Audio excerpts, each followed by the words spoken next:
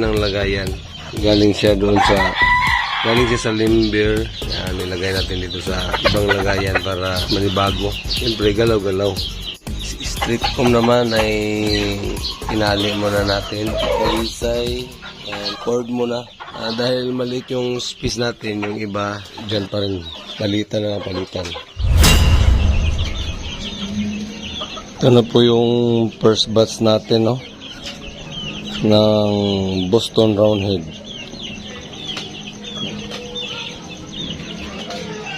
Medyo ano pa yung balahibo niya, buntot, pero medyo pumugi na siya. Ewan ko kung ito yung may tumilaok na nito eh sa mga to, baka ito siguro kasi unang naging bully ito eh. Pero yun, mas malaki sa kanya yun.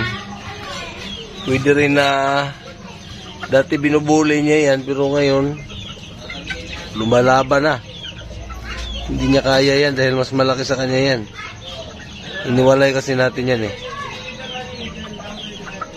Ewan ko kung yan ang tumilaok or ito. Si Bulik, bully na, binaba na natin. Yung isang bulik ay lagi niyang binubugbog. Wow. Ito naman pinaghiwalay na rin natin. Yan. Iniwalay na natin yung isa para makabuhilo na. Yun yung may palatandaan, no?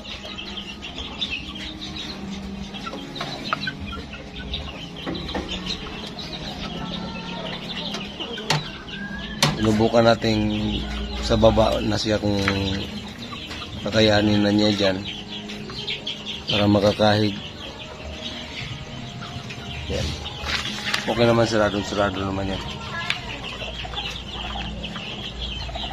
Diyan na yan magbibinata. Katabi niya ay mga babae pinagsama yan.